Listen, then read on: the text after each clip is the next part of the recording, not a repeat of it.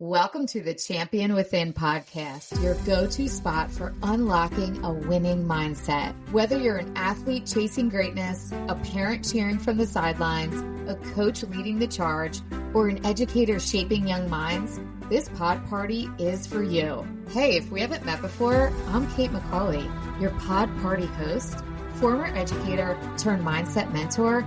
I get to meet people where they are and get them to where they want to go. Expect awesome guest conversations with athletes, some solo chats to level up, and always leave this pod party with quick, powerful strategies to help you and your crew push past limits, embrace challenges, and crush goals both on and off the field. Let's tap into the champion within, because greatness is just a mindset away. Welcome into the Champion Within podcast. Thank you for deciding to hang out with me today. Today I get to talk with my son, Danny, and we are going to talk about sports, his journey, mindset, and maybe we'll learn a little bit about him. I think some of us parents of some student athletes could probably take some advice from him and learn. Hey, Dan, what's up? I know you weren't really into this today, but thank you for agreeing. Yeah, I'm glad to be here, ready to have a nice conversation. Let's just start off with it. When you were little, you played a lot of different sports because Dad and I signed you up. When I'm thinking back right now, I guess your first sport was probably t-ball, flag football, basketball, all of the local town sports that you played. Am I missing any? I played soccer for a little bit. Actually, I think soccer was your first sport, and I may have coached you at the local YMCA. I remember that was pretty chaotic because all of the kids just ran around the ball and it was insane. I also remember when I was coaching Danny there that Danny was one of the only kids that just wanted to get right at it, which was really hard. It was my first experience coaching my own kid, and I had been coaching as a public school teacher and a coach, basketball, volleyball. So that was my first experience. I loved it, but also thought, this is a weird dynamic. I have to pretend like he's not my kid, but of course he is my kid. It was an interesting journey. Danny would also jump in at times when his younger brother would get involved in activities because Ryan, he's not real big on the sports journey, which is totally cool, but we would sign him up, seeing if he would like things. So he went to karate class, for example, and Ryan was not super into it. But Danny sometimes would jump in and be like, come on, Ryan, you got to do the things. You actually probably did a little bit of karate, random classes with Ryan. He definitely did some running sessions when Ryan would do the Healthy Kids running. I think there might have even been a season where Danny jumped in as a runner when he was a middle schooler because he was there anyway. Danny, thinking about those years when I was your coach, Dad coached you definitely in baseball years, football years, Papa Porter, my father, even coached Danny summer league and maybe even some basketball seasons when we needed an assistant. Honestly answering, Danny, how was it to have a parent coach you? Honestly, I felt like it made me more comfortable in the sense of like considering that your parent or just someone that you know on a personal level is coaching you. It's a little different compared to having someone that you have no idea of who they are before they were your coach, I would say. All right, that's pretty cool. If you had a coach who you didn't know who they were and you weren't feeling as comfortable, what did you feel like? Was that a middle school, a high school thing? When did you notice that? Or maybe it was tournament play or different football teams. What did it feel like? I would say it's more in the sense of when I first started playing that the comfortability level was there because when you're first getting introduced to sports, you're meeting new people and it feels nice to have someone there that you know on a personal level. And it was just easier for me to connect with other people, I guess, considering that I knew someone there already, even if they were the coach and not another player. Okay, so when you're saying more comfortable, you weren't thinking of the actual sport itself. You were thinking of the environment of you're going into this new thing where there's new kids involved. So it wasn't actually learning the skill of football or basketball per se, but it was more meeting new people who are also going to be on this team. So you weren't walking into a gym of all of these other kids and adults who you have no clue who they are. Yeah, I would say it's definitely helped when I was younger, but as I got older, it kind of just became like a normal thing for me. And then I transitioned to like having different coaches, and it didn't really seem different to me. It was kind of more of the same because I was used to it at that point, playing the sport. I knew at that point what sports I wanted to play, and I've been playing them for a while, so I was kind of used to the aspect of coaches being either my parent or someone that I didn't know. Gotcha. I left a sport out. You also played lacrosse. And thinking about that during lacrosse and baseball season, I remember it was a big thing, at least in our area. Kids were trying both and they wanted to figure out what sport they liked. And at one point, you had to pick because the seasons overlapped. Game times were sometimes at the same time. You couldn't play in a baseball game and a lacrosse game at the same time, clearly. You decided to play lacrosse. I think it was around age 9. Dad loved baseball, and he would never have said to you, I want you to play baseball. I think secretly he was hoping you were picking baseball, but in my opinion, baseball was always a little slow for you, and you loved that fast pace of a lacrosse game, which was very similar to being on a basketball court. Do you remember that when you were little and you had to pick between baseball and lacrosse? What was that like for you? Yeah, I definitely remember that situation between lacrosse and baseball. Personally, I picked lacrosse because, like you said, it was faster paced compared to baseball. I feel like in baseball when I was younger, it would be slow at times, and you would kind of get bored if you're in the outfield or on the bench while your team's hitting. You're kind of just sitting there, and it's hard for me to kind of sit and just watch when I want to play. Lacrosse was more of a moving at all times, no matter where you are on the field, and I feel like that's the reason that I picked lacrosse in the end. Cool. If you were talking to a little kid now, I know you get to work at summer camps and you do some things in the local area with kids related to sports and different activities. And a kid said to you, I have to pick between one. What advice would you give to that little kid if a kid is trying to decide to pick between because it's the same season? I'm not talking about specializing in one sport. I'm talking about that lacrosse baseball situation. Definitely weigh both options. You see what you're more interested in, and whichever one you like more, you kind of lean that way. Maybe you end up getting deeper into that sport and you realize you don't like it as much as you thought you did. And you could change your mind back to the other sport, but with the different seasons. You should always try to play different sports, even if they're not during the same season. Different seasons like winter, spring, and fall. You could play all three, and you just want to find sports that you enjoy to play because throughout your entire career in school, you could end up playing for your school team, or if you play club, whatever, or even with your friends. I feel like I've made a lot of friends with people through sports, and I just know so many more people because growing up I played sports and I continued to play them with those same people, and I just feel like you create a bond with those people you play with.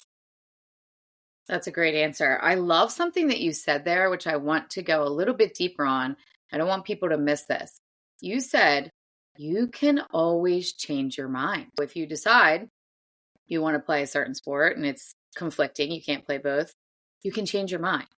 I think that's really important for people to remember. I also heard you say that you made a lot of great friendships along the way. What other things did you gain as an athlete from the youth level all the way up to you played high school basketball? And as you said, you still play for fun with friends. What did you gain beyond the skills of dribbling a basketball, having a great shot? What did you gain? I know you mentioned friendship, but what else? I'd say there's a lot of aspects that you can gain from sports other than just the overall skills of the game. Considering winning and losing, competitiveness is definitely something you learn from sports. You learn how to be competitive in sports, and that can lead to aspects in your real life. You want to do well with things, so you have to try harder. That applies with sports and in real life. Another aspect would be learning how to lose. Kind of goes with competitiveness. You have to learn how to lose because if you never learn how to lose, then you don't know how to get up and try again, and you'll always be just someone who just doesn't understand the concept of losing. What does that look like? Sorry to interrupt you, but someone who doesn't understand the concept of losing, I think we say those things a lot, especially to young athletes, either in like middle school, high school, or even collegiate level. What does that look like? And how can somebody work on that? I've definitely played with or against people who are a sore loser. For example, like you lose a game, you're throwing a fit, like 10-year-olds throwing a fit after they lose a game. They're like throwing their shoes around. Or if you're playing like football, your helmet tossing stuff, you're like throwing your water bottle. I vividly remember a time when I was playing basketball. We had won the game actually. The other team lost, obviously. So one of the players on the team, if they lost, they kicked the bench out of frustration, I assume.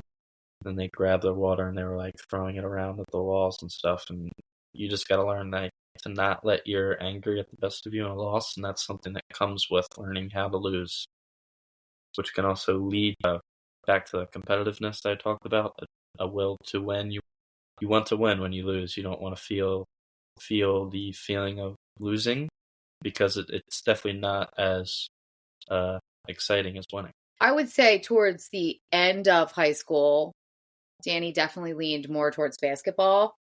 Maybe it was even middle school that he started to realize that, you can correct me if I'm wrong there, that basketball was his love. And I personally thought that that was always something he loved, but I think basketball became his main sport, so to speak. And I don't want to say specialized in it, but he chose to play that over his other sports. Danny, you can speak more to that. But did you have any mindset tools that you used that somebody either taught you, either in class or a coach shared with you, or you just started to do it and you realized later that's actually a mindset tool? Yeah, as you said, I think I kind of swayed toward basketball as I got older. And things that I learned, definitely to try to stay calm in situations where you feel like you're either stressed or panicking, either during a game or after. You just feel like maybe, I don't know, that there's situations where you feel as if you can't do something or you're unable to with your ability. Give me an example there. Me personally, it was a mental block because at a certain point in basketball, I felt like I wasn't good enough at the sport in high school, and I had to step away, and I had to look back and realize that I have fun playing, and not to take it too seriously because it's not like life or death here. This isn't going to affect me forever. So I had to step back and just say, I enjoy playing this. I have to look at it in a fun perspective, and that definitely changed my outlook on things. I wasn't as tough on myself when playing, and I feel like I had a lot more fun playing the sport overall after changing my mindset. That's great. It's not necessarily a mindset tool like breathing or something like that that you use, but just your view of it. That's mindset in itself. Your focus and your view of how you see the sport. Anybody who's listening right now, if you're putting so much pressure on yourself, like Danny just said, this isn't everything. This isn't, the end of everything, the end all be all type thing. And he said something that I want every parent listening, every athlete, every coach to turn the volume up on. It should be fun. Sport should be fun. When you were little, Danny, was there a time in basketball that you remember being really fun? Maybe a little story or something that you can remember? For me, it was more of watching, I would say. But I also enjoyed playing, but watching was definitely fun. For example, I would say the NBA. I was very fond of watching the NBA. I would try to imitate certain players that I watched. I'd be like watching their highlights or watching games on the TV. And when I was playing, I would try to imitate those moves and even the actions or ways that they did things, or even their attire, just certain aspects that I kind of took in and I wanted to make my own. I wanted to feel like I was in their shoes per se. And that definitely made me fall in love with playing basketball more than I was at the start. And another aspect would probably be just I like improving. I remember I would go outside and shoot on the basket for hours on end. Just I wanted to get better, and that was something I enjoyed. And then when you see the progress of improvement, it just makes it feel so much better to realize like how far you've come from all the steps you've taken in training and everything that you do. Yeah, that's pretty much it.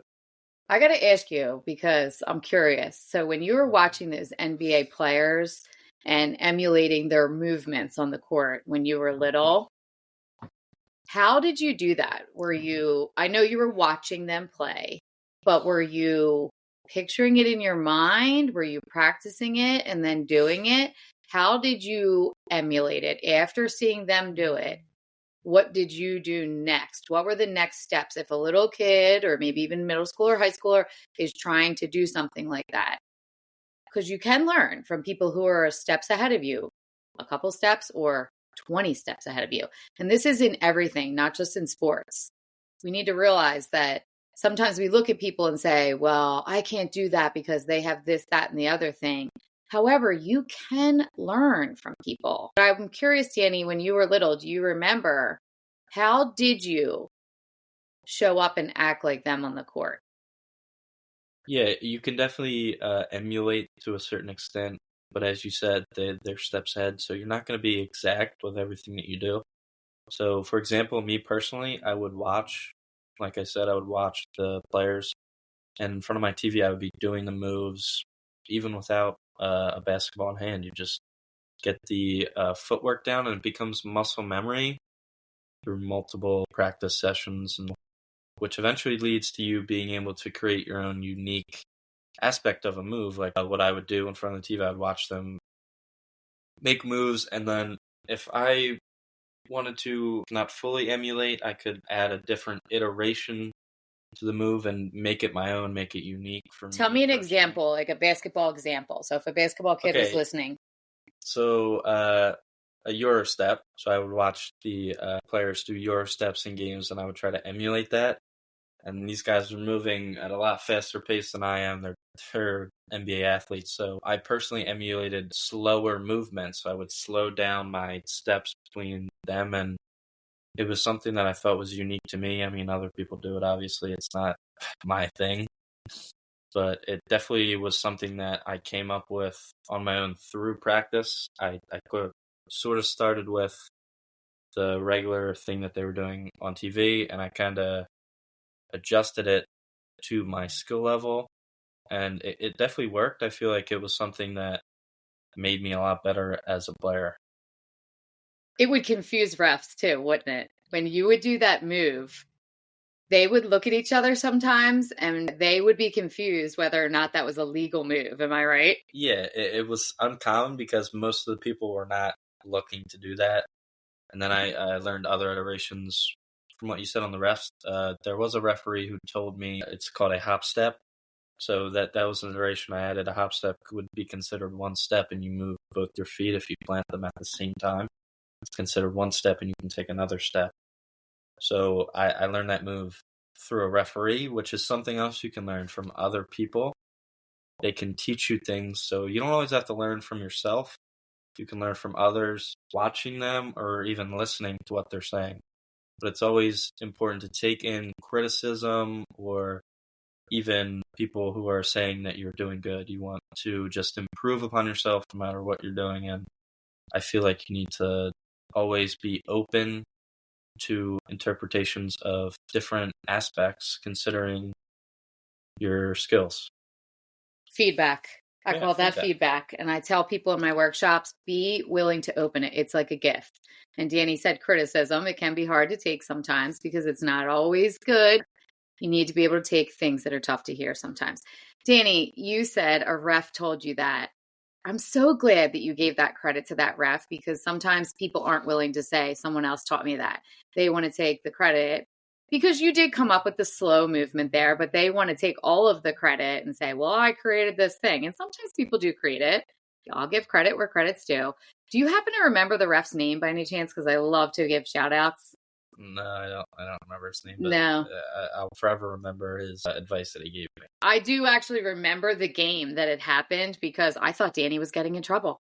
Because occasionally Danny and the refs would not talk back to each other, but they would question Danny because in some of the youth levels, at least, there were rules that were set that were different than basketball rules, if this makes sense to anyone who's a basketball player. Because it was a developmental league sometimes, they made rules to help the kids that were still learning. And I'm just going to put it out there. Danny was practicing a lot. He was playing on tournament teams, so he was better. Whether or not he wants to acknowledge that or not, because he's very humble, he was a better player than some of the kids. And the refs sometimes would be tougher on him. And that's okay. That made him better. I often thought, oh, great. One of the refs is saying something to Danny about not following the developmental league rule. But in this case, afterwards, I wasn't even saying anything. I never said, like, what did that ref say? I would just sit there and be quiet. Sometimes he would say, oh, the ref told me I can't do this, that, or the other thing. And then if he brought that up, I would say to him, remember, that's actually a real basketball thing. You're allowed to do that in tournament ball, but this is developmental. We would have to explain it to him because we didn't want him to play down, so to speak. However, I do remember him coming off after the game and saying that the ref told him something really cool. And I just didn't know if he remembered. It could have been a local guy that maybe he knew, but he didn't know his name. I don't remember who that ref was either. But I think that was really cool that it stayed with Danny. Sure, you can add to it. I would say, from what you said previously, when sort of people are learning at different levels and you're being refereed differently considering your skill level, you always want to play up to a skill. You never want to come down and play below your skill because you'll never improve if you're playing at the same level as someone who is below you. As they say, you always play up to your skill.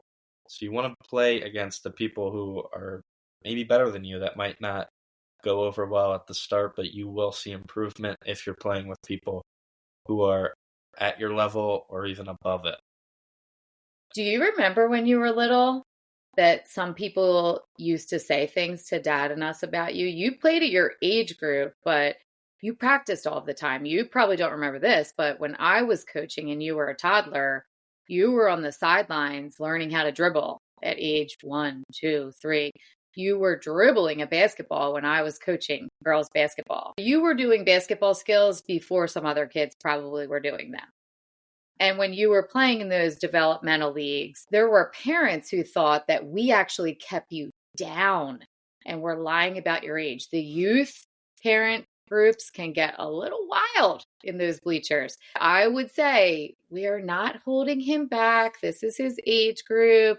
I would just shake my head, really. But do you remember any of that, or did it hopefully not get to your ears? Yeah, I remember some of it.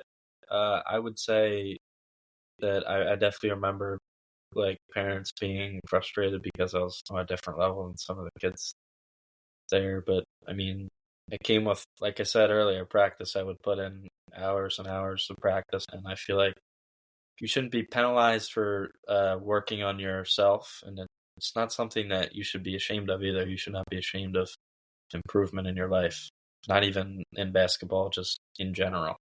Hey there, before we dive back into the pod party, how about we sneak out for a quick break? Feeling the weight of the daily grind? Our workshops and staff development programs are your backstage pass to success. We're here to arm you and your leadership squad with the tools to ace those goals, tame stress, and foster a winning culture. Forget the boring seminars. Our workshops are all about real connections and real results. Whether it's virtual or in person, we're here to elevate your success.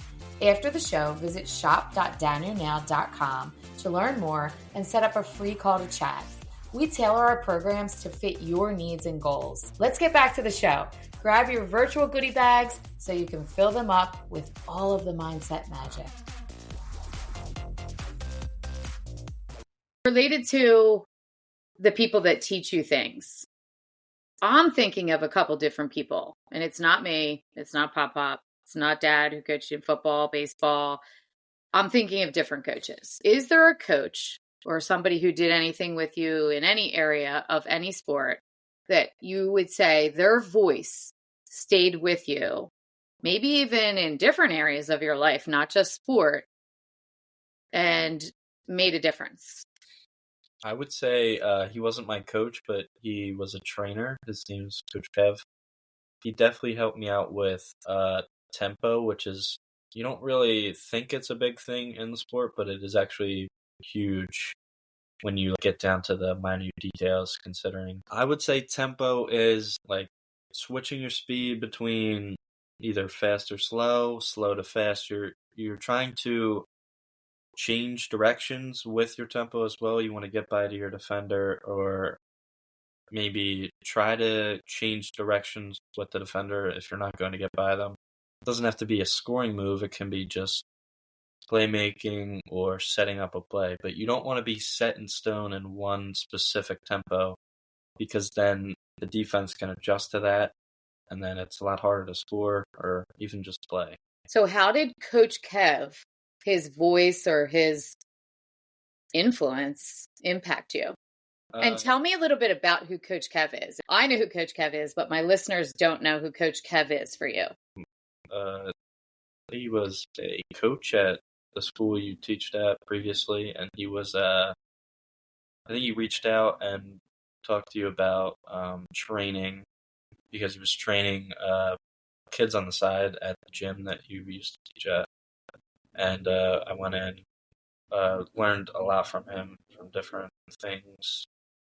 And how did his voice influence you? I would say his voice influenced me just learning overall. It was about hand placement too, other than tempo. You would have to have your hands in a specific place with the ball, either being high above your head, where it would be harder for the defense to grab at it without fouling you, or low below your waist, where it would be also hard for the defense to not foul you. And that taught me a lot, because I used to just have the ball at my side and it would be easier to take it away. And that goes along with the tempo aspect. If you're at a slow tempo dribbling, you make a move, you increase your tempo to get by the defender, and you have the ball out of their reach, it's really hard for them to stop you. And I learned all that from him. What you can't see right now, listeners, is Danny is actually doing these movements, the keeping the ball high, moving it on his hip, the tempo. And I know for a fact that he was probably moving through those movements with Coach Kev. And that was in 7th and 8th grade, I believe. And he is now a freshman in college. And that has stayed with him. And he's actually wrong. Coach Kev did not reach out to me. It's okay that Danny doesn't know that. I was a phys ed teacher there at high school where I taught. And Coach Kev happened to be a high school coach there. He has now moved on to a different school, but he was doing training and I reached out to him because I saw how he was with our students and I wanted his voice in Danny's head.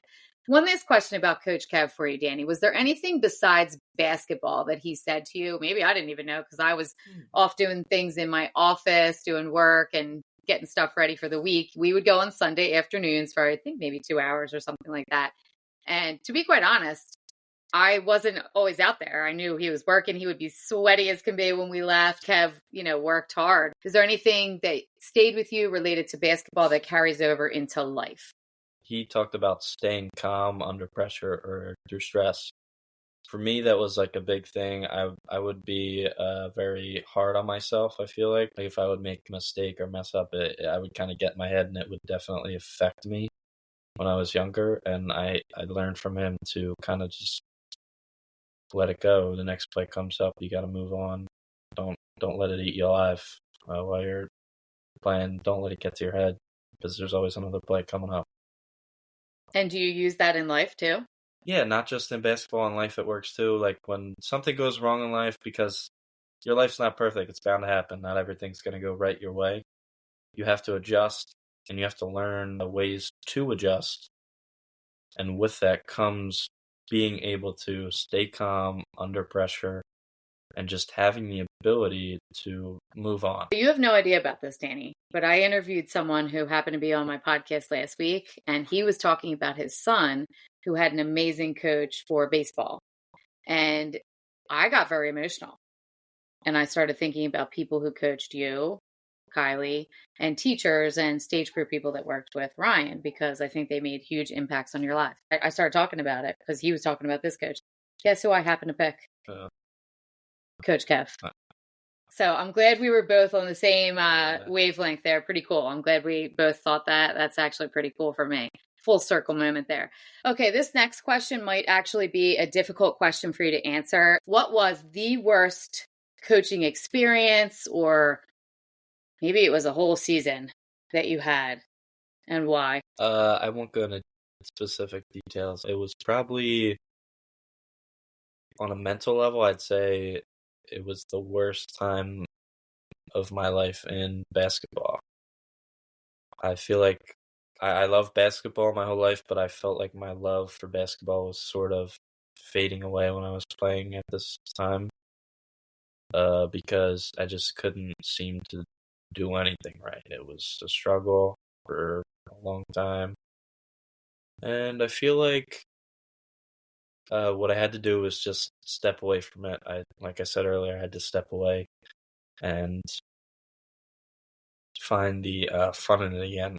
And I would say that it's just hard for not me, but anyone to sort of rekindle a love for a sport that you lose due to either being a coach or even an experience you have, like you have a tough loss and it really affects you for a while, or you make a bad mistake in a game and it eats you alive in your head. It just sort of gets to you. You have to realize that at the end of the day, it's just all about having fun.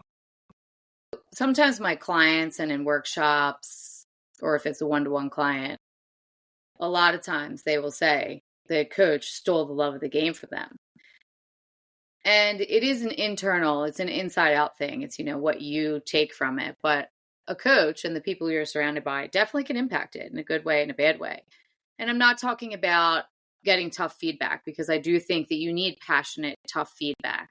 I'm talking about the person who is degrading, is giving things that, in my opinion, is just not there for the kids. It's almost like an ego thing. And would you say that was something that happened, that loss of the game was related to a coaching situation, or was it just you guys were just having a terrible season? I would say, me personally, it had to do with the coaching, but it was more in my head. I felt like I was not good enough. Considering my whole life, I always practiced and everything. I was trying my best. And I feel as if that it was multiple things that were happening. I think it was me personally and also coaching that made me feel that way. It was just sort of a time in life where I felt like I didn't really accomplish what I wanted to, and that was definitely something that I was frustrated with. And it also played a part in my play overall. I feel like it was harder for me to play when I was not in the best mood for the games. I would always want to play, but it would become harder and harder as the season went on, because it felt like I was just not in love with basketball anymore. And I feel like I needed that in my life, because it was definitely a big thing for me to basically fall out of love with basketball. And as I said earlier, I had to step away and I refound the love for basketball, and it made me enjoy basketball even more from different perspectives, even not just playing. It made me enjoy watching more, different aspects, like coaching wise, like play calls, like you learn different things with that I didn't even think about previously. They definitely changed my overall mindset on the game in general. What advice would you give to someone? Maybe they have a coach that just isn't the greatest. I'm just going to say it. Some coaches are better than others. You start to feel like you're losing the love of the game. And you did take responsibility there, saying, it was me too. I was feeling this, because it is an inside out job. You can't blame everything on a coach. They definitely have a huge impact. But what advice would you give to someone if they're feeling like, I'm not enough right now, and they want to get back to the fun? Because I know what you did to get back to the fun, and I was very proud. What advice would you give? Personal advice that I would give, I mean, this doesn't apply for everyone, but for me personally, I just had to get out of the toxic environment that I was in, I feel like, and it definitely helped me overall. But for some people, it's hard to get out of the toxic environment, and you may have to stay. And some things that you could do for me when I was in that environment, I would just try my best every day to like think of positives that you can get out of this and things that you can improve upon to make it a positive environment overall instead of a toxic one. It's definitely hard, but it is doable. But for some, you may have the option to leave, in which case was one that I chose, and it definitely, as I said earlier, helped me refine my love for basketball. I feel like if that is a possibility for you, you should take the chance and not be afraid to maybe lose out on some things that you think you're never going to find again. But in the end of the day, like, you can't keep pushing yourself to the limit with this environment, and eventually you're just going to like break and it's not going to work out. You're not going to succeed if you just keep doing something over and over again and it's not working. Like they say, the definition of insanity is doing the same thing over and over again and not succeeding. Right. I think that's great advice for anybody. If you realize you're in a toxic environment and you have an opportunity to get out, take it. And sometimes you can't get out right away. So like Danny said, focus on the things you can control. Maybe you can find things and ways to be positive. Is there anything that you learned? I often tell people it's amazing to win.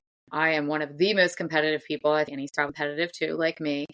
And I love to win. I want to win. I want you to win if you're my listeners. I help people learn how to win. But I do think that we learn a lot when we lose or we have that tough season. Tell me one or two things before we end this conversation that you learned from that tough experience. I mean, I may sound like a broken record here, but I say to try and have fun. You gotta try and have fun. If that's whether your team is losing, you could just try and like lighten the mood. You make jokes with your teammates. You try to keep the environment that you're in a positive light, because once that all goes downhill, it's really hard to come back from that and just really change when you're kind of stuck there. Yeah. And it's always best option to try and stay positive, have fun. And that's in life, not just in sports.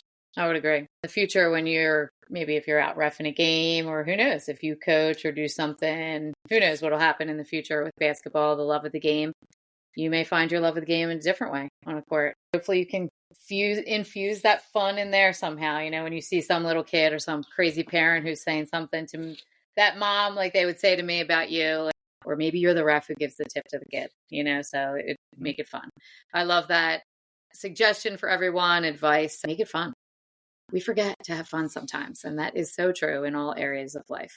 So I ask my guests at the end of the podcast every time, and you get the question too, Danny. Danny actually helped create this, everyone. People ask me, how did you come up with that? I like that question. I was trying to come up with a unique question when I created this podcast, and Danny helped me come up with this. And here it is for him. If you had the opportunity to swap lives with anyone, dead or alive, for only 1 week, because we don't want to lose you forever, who would you choose and why? I don't have a specific person, but I would say a child. I feel like my childhood, well, I've only been alive for 18 years, but my childhood was the probably most eventful part of my life, with sports, without sports, with family, friends, everything. I feel like that was the most fun I've had in my life. Do you have a specific age? I mean, I'd say elementary school, the middle school age, and anywhere between there, where you're like fully able to do stuff on your own and you're kind of like living life, but you're also still trying to figure out what you want to do with your life. It becomes harder as you get older to kind of live out your dreams. They kind of diminish away as your age increases. I feel like being a child, you get to try and live your dreams out. So that's why I would pick for a week to just relive that moment in my life and just enjoy it. Love it. And if I could just say to you, you can do that. Think about that. You're just a child, though. Well, you can't go back to first or second grade. That would be really weird. I think your teachers would be like, what are you doing here? You're a man. But when I say that you can do that, what I mean is you're at a place right now, starting college, where you do have to make a lot of decisions, and you could decide to take your own advice and do what's fun. I would say I am going to take my own advice, but I would say people are a lot harder on you when you go for your dreams now, considering if your dreams don't succeed, you're considered a failure in the world of society. If you were a child, it's a lot different. If you fail your dreams, you still have time to grow and learn. It's just a different view when you're older to try and live out your dreams compared to when you're younger. So that's why I would be a child. I don't disagree with your child thing. I'm not fighting you. But I just want to tell you. I was just trying to elaborate. I know. And I just wanted to tell you, and my podcast does have a rating of explicit. So I'm going to say this right now. Fuck society. And if you think failure is measurement of that, all successful people fail. And if you're not sure, just step into my office. I fail every day. And I succeed every day. We should all live life at least once a week, letting our inner child out. Like Danny said, maybe a little bit. Live life as a child. If we could swap lives, I might do the same. I don't know. I don't even know what I would do. But I do like that answer. I think we need to lean into that a little bit more.